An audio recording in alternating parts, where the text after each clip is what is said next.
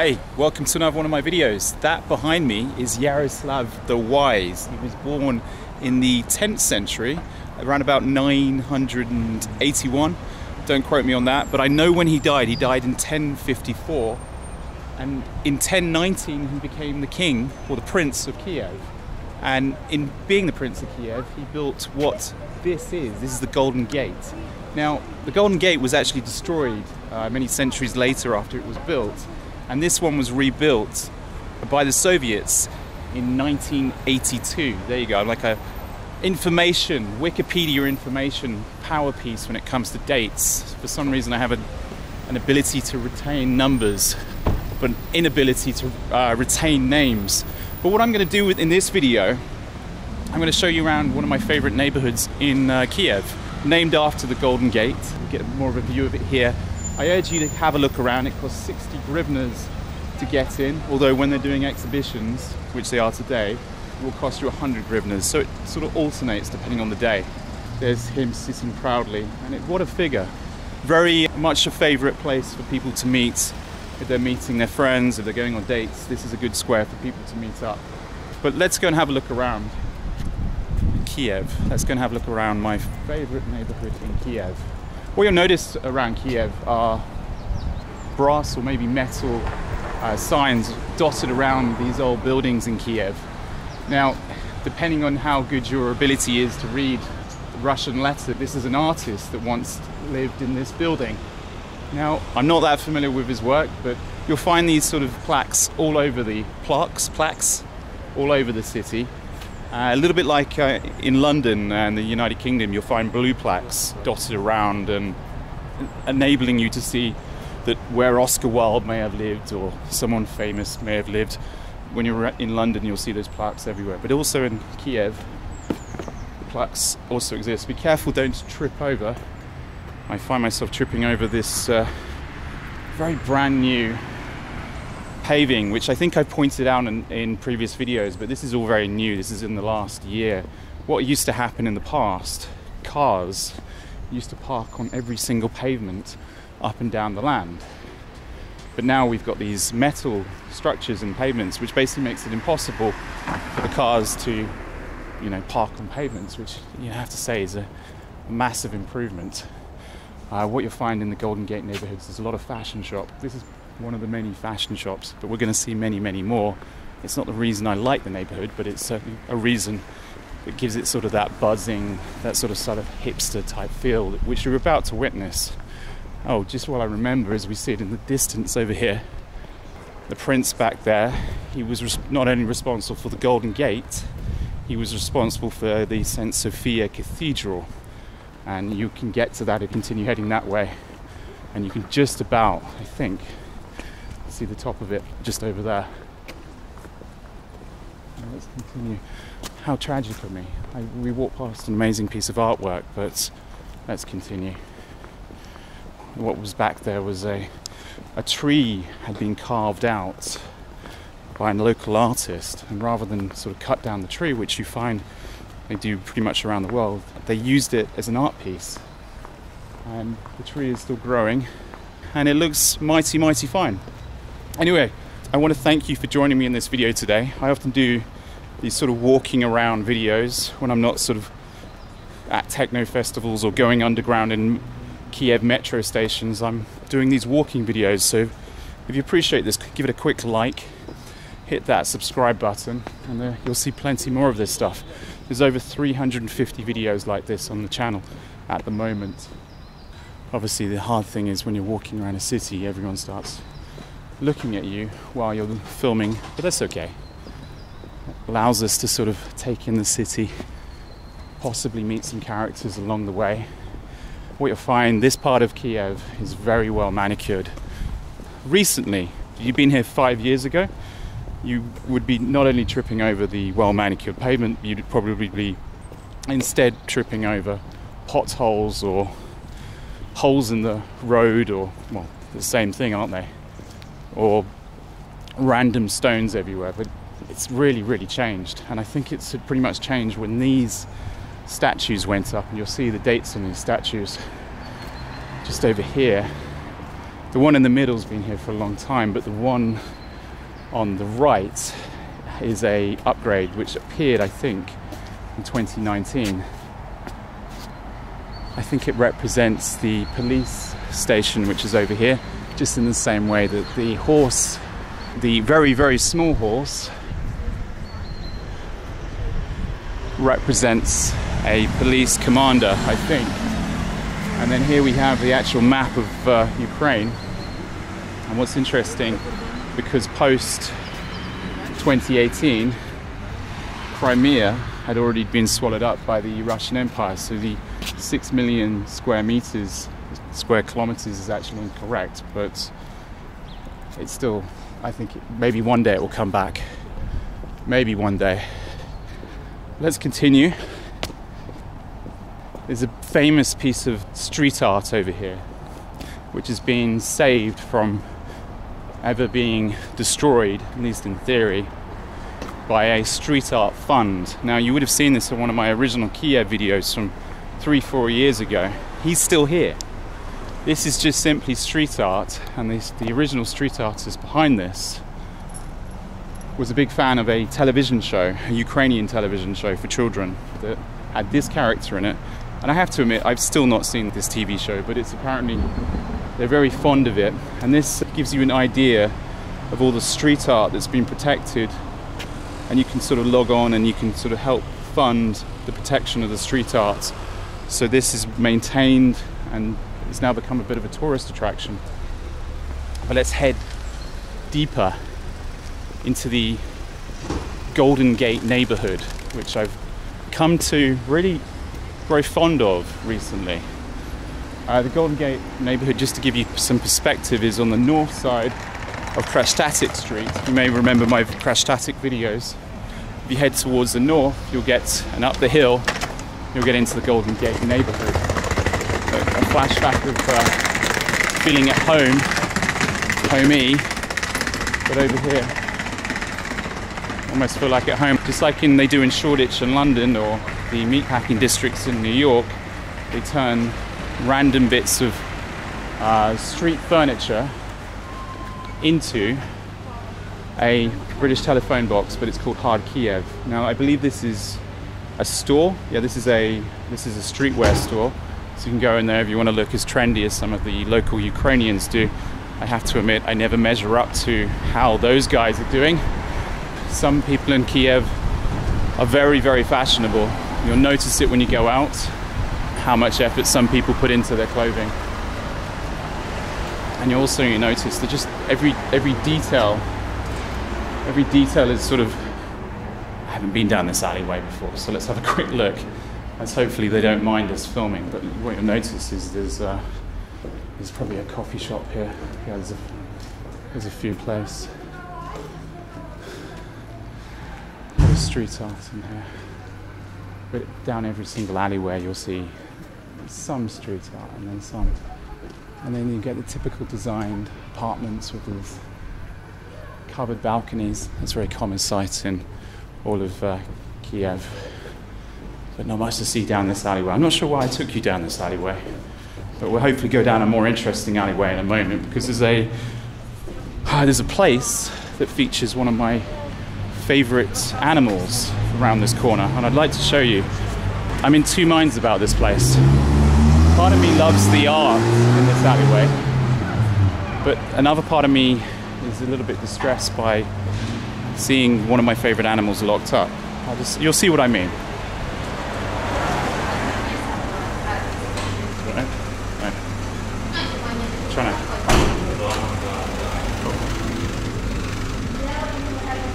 Trying to open that for him, but it's an electric gate. I can't open it for the guy. Let's have a look in here. So automatically you notice this is much more of a hipster scene. This place was pointed out to me by a wonderful person that lives locally to here, and this is magnificent, but a mural. This is a magnificent mural, and it features my favourite animals, my favourite birds anyway, the crow, or as some might call them, ravens.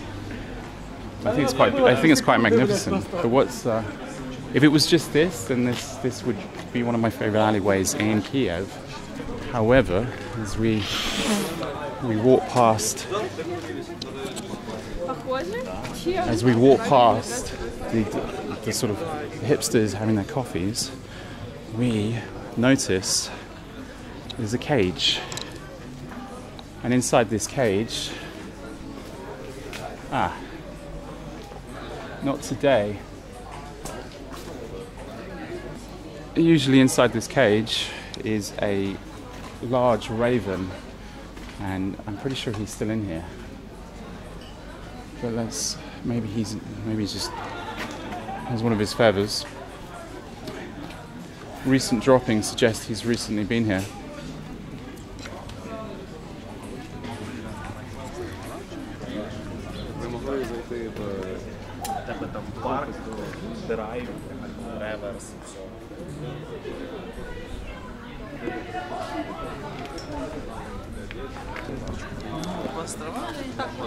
You know what I'll do?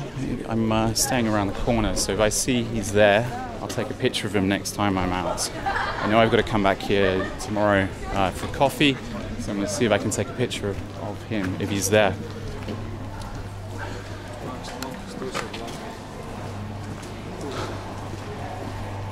Let us continue. Anyway, so I'm in two minds about that. The raven, I'm convinced, is in there. I heard a rustling, but I couldn't see it.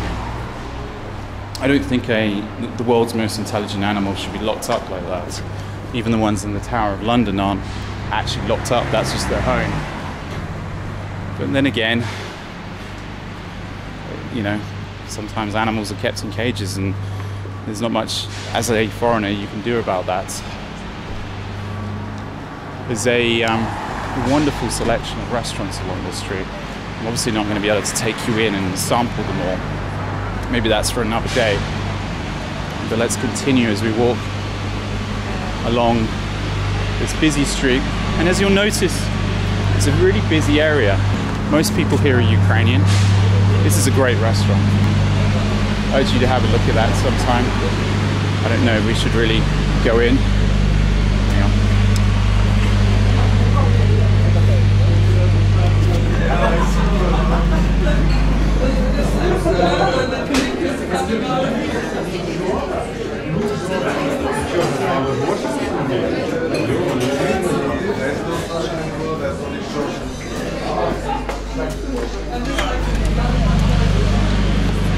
Yeah, I think it's a little bit crowded to be filming in there, but if you want a good restaurant, that's a nice place to go for some really decent food, not too expensive. And let's continue down this alleyway, because I only have so many minutes on the cards. We can't make this a long video, but I just want to show you some of the buildings down these random alleyways.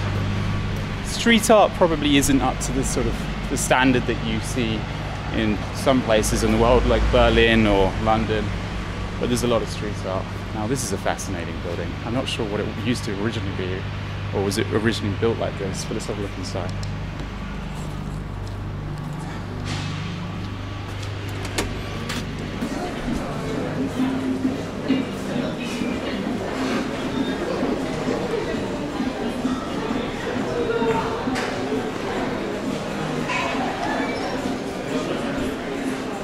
Obviously, I'm not going to disturb the diners. There's basically coffee shops, restaurants, bars.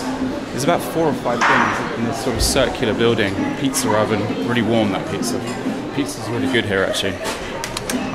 Very much the hipster type place.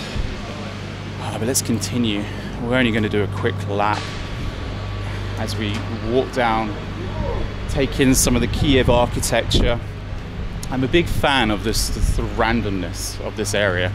It has that sort of Shoreditch vibe to it. It has that sort of complete sort of, you're not sure what they're thinking with the random balconies. You notice some have got metal balconies, some have got wooden balconies.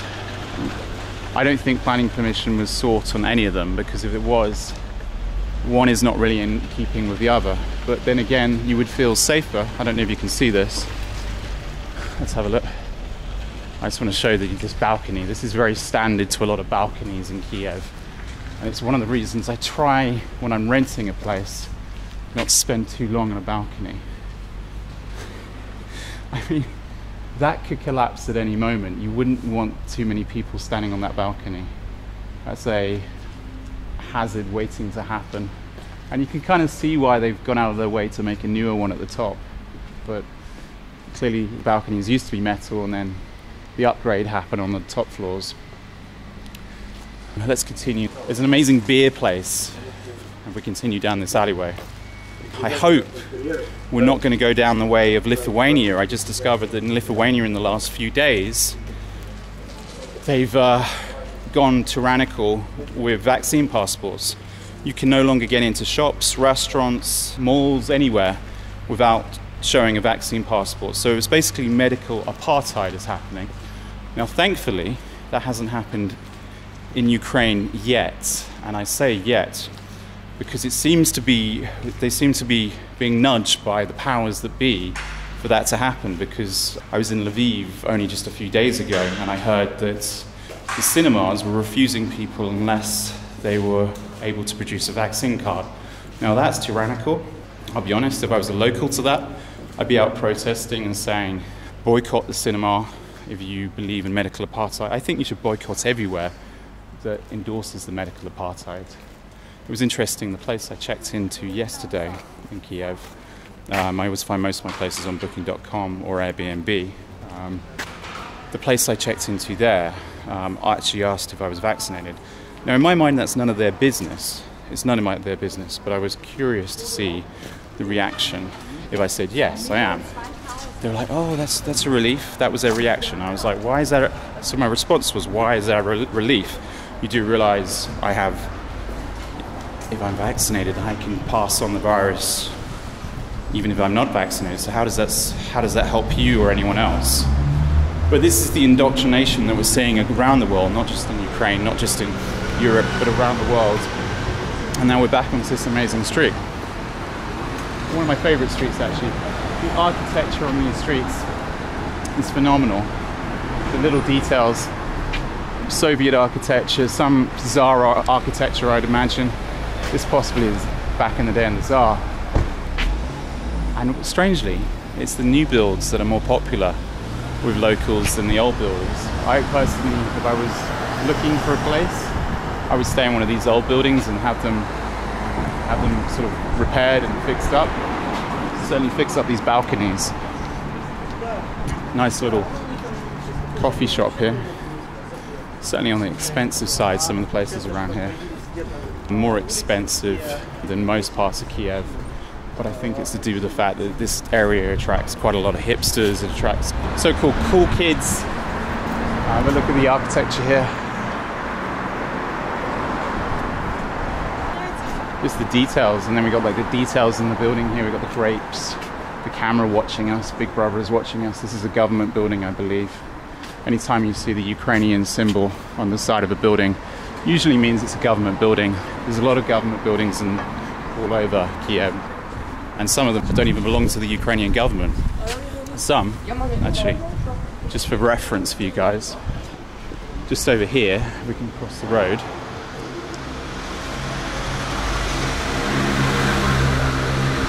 Across the road here, there's a fantastic little wine bar here. It's called Friends and Lovers. You go down this alleyway, and obviously it's daytime, so it's not going to be very busy, but sometimes you come down the alleyway and there's actually someone playing the piano, which makes this alleyway really quite enchanting at night time. And then everyone is sat out here having a few drinks, glasses of wine. I remember when I first came down here, this used to be the place, but now this is where it is. So the location shifted by one building, but they still use the same courtyard. Cameras everywhere. It's a very safe city.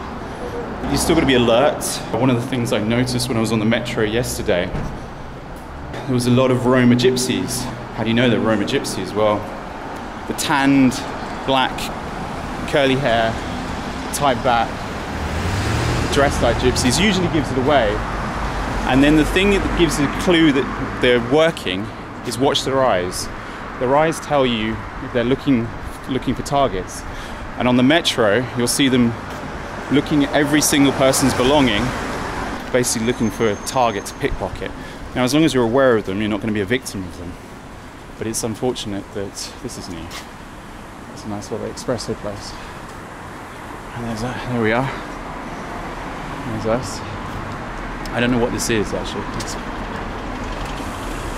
And there's a fascinating building opposite this beautiful building here.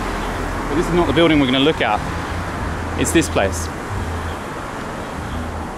Now this apparently is an actor's studio. That's what I'm told. It's called the House of the Actor. The thing is, I've never managed to go in here. Every time I've tried, it's been closed. But it really is one of these absolutely fascinating buildings. A local artist here selling his art. I don't know when this place might be open or if it's effectively gone out of business, but as far as I'm aware, because of the government symbol at the front of the building, it is a government building. Maybe it's gone out of business, I don't know. But this would be amazing if they gave it a bit of TLC. I don't know. It certainly needs some TLC, but it's a beautiful building. Some more art. And here we got one of the local theatres. Just a small theatre. Another plaque. Not quite as obvious as the blue plaques in London, but Josie Marley. Maybe someone might know what he did. Probably an actor, I imagine. Actor or playwright. Over here, this is where I think the Polish embassy, maybe the Polish ambassador lives. I doubt the ambassador lives there, but certainly the Polish embassy. What you can often see in normally police out the front. Same with most embassies all over the world. You know, they're guarding them. It's like a mini version of Poland behind the walls. And obviously Poland is a strong ally these days of the Ukrainians, despite the fact that they've swapped their land over many times. And then we're effectively looping back to where we started. And I think once we get there, it will be a nice opportunity to end the video. But once we're going to continue for 5 minutes. Look at this. This is I don't know what this is. There's a Ukrainian flag out the front. This might be a government building. It's certainly an eccentric person or whoever lives here with the statues and the... Is that a jester? I'm not sure. If you know who lives here and what the purpose of this building is, I'd love to know, because this is a truly interesting building. And we continue down.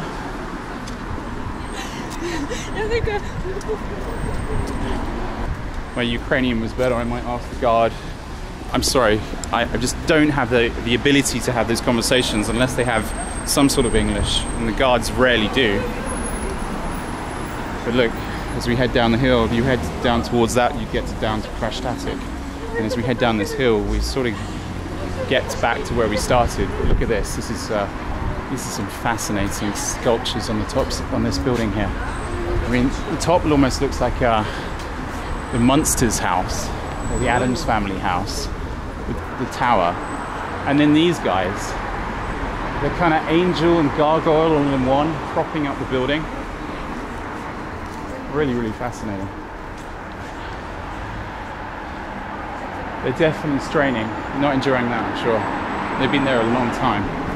And in typical Kyiv fashion, there's always flower sellers. If you buy flowers, buy them from these people. Always beautiful flowers and generally cheaper than the shops. Good place to buy flowers. It's make sure that you know the price first. And make sure you're paying the real price and not the tourist price. Let's continue as we pretty much come full circle. Now what I didn't do, I didn't show you I showed you 10% of the Golden Gate neighbourhood, but as I realised my battery is about to run out and my SIM card is about to run out, I think this is probably a perfect opportunity with the man playing guitar to possibly end the video. And thank you for watching, and hopefully I'll see you on another adventure. Until that adventure, do watch the other videos on my channel. Click that subscribe button, click the like button, and I will see you in the next video. Keep progressing.